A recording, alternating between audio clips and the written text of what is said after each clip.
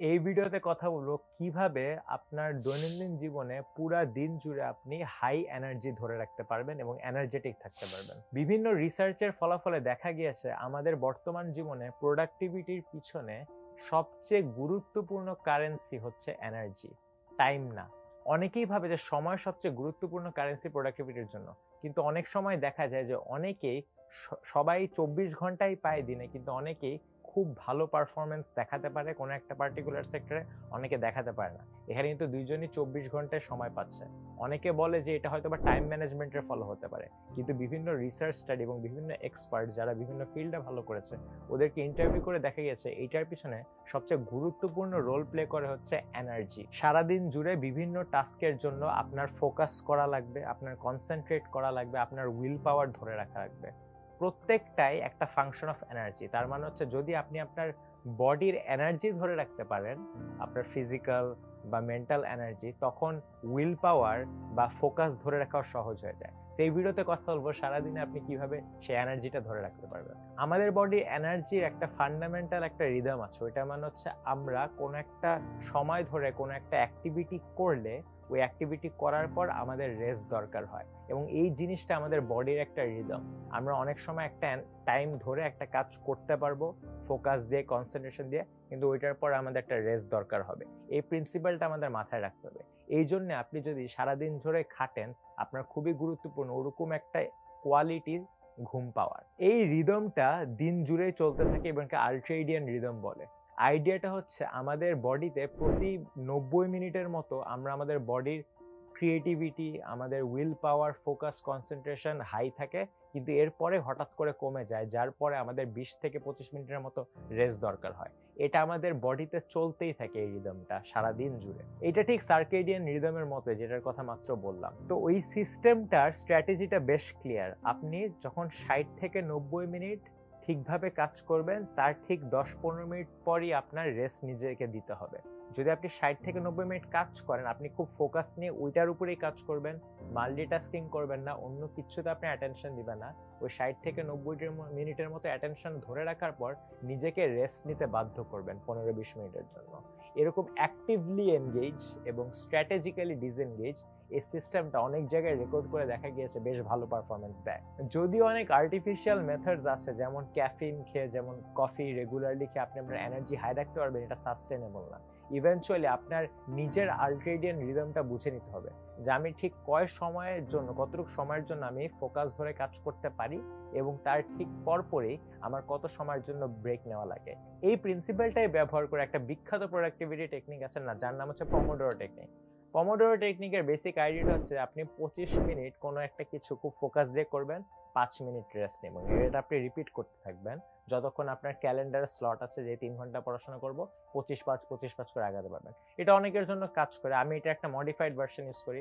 আমি 45 মিনিট কোনো একটা কাজ ফোকাস ধরে রেখে করি, 15 মিনিট ব্রেক নিই। এটাই আল্ট্রেডিয়ান রিদমের বিভিন্ন ভ্যারিয়েশন, আপনার জন্য যেরকম কাজ করে। বাট দ্য আইডিয়া হচ্ছে যখন আপনি 60-70 মিনিট, 45 মিনিট যাই হোক খুব ফোকাস দিয়ে কাজ করবেন, ওইটা করবেন, এরপরে নিজেকে বাধ্য করবেন 10-15 মিনিট রেস্ট নেওয়ার জন্য।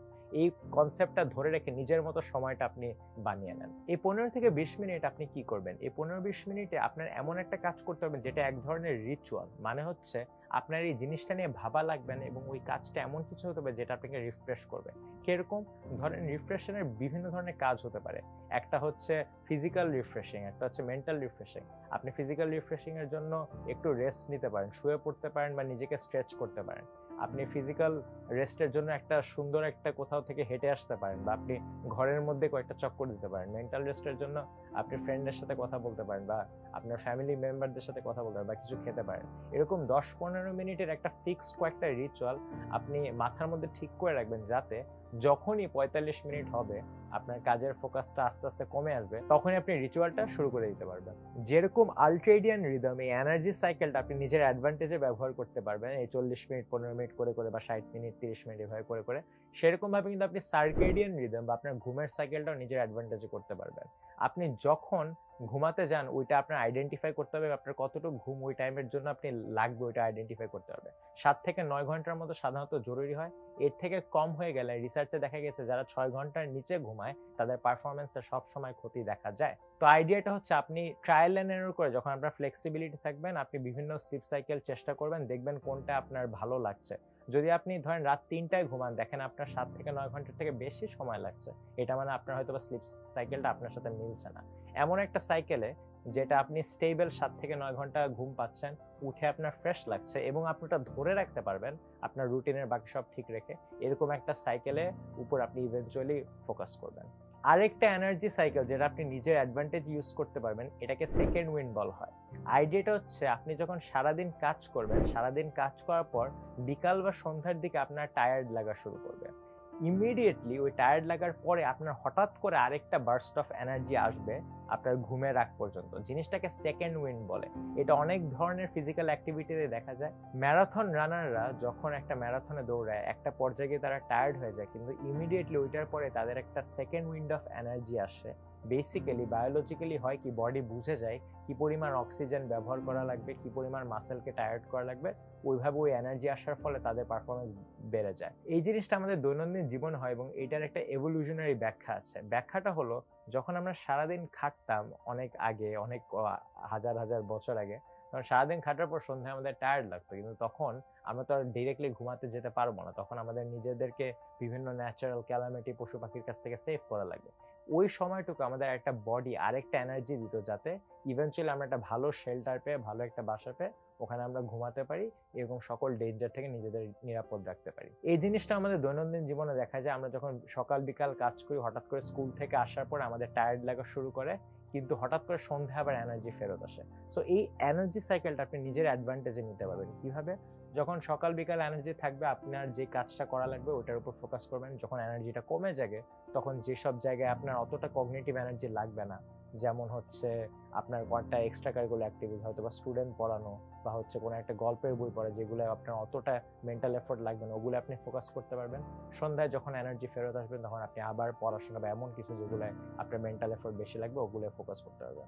এভাবে আপনার এনার্জি সাইকেলগুলো আপনি বিভিন্নভাবে ব্যবহার করতে পারবেন নিজের অ্যাডভান্টেজে। যেহেতু এনার্জি বেশি থাকলে বেশি ফোকাস রাখা যায়, বেশি উইল পাওয়ার রাখা যায়, বেশি রেজিলিয়েন্স ধরে রাখা যায়। সেজন্য এটা খুবই ইম্পর্টেন্ট আপনি শিখেন কিভাবে আপনার রুটিনটা এমনভাবে সাজাবে যাতে আপনি পুরো দিন জুড়ে এনার্জেটিক থাকতে পারবেন। নেক্সট ভিডিওতে কথা হবে আমাদের লাইফে এরকম কি কি বিভিন্ন এনার্জির সোর্স আছে এবং ওই এনার্জিগুলো আপনি কিভাবে প্রোটেক্ট করতে পারবেন যাতে আপনার বার্ন আউট না হয়, যাতে আপনি আপনার পড়াশোনা এবং অন্য কমিটমেন্টগুলো ধরে রাখার জন্য মেন্টালি, ফিজিক্যালি হেলদি থাকতে পারেন।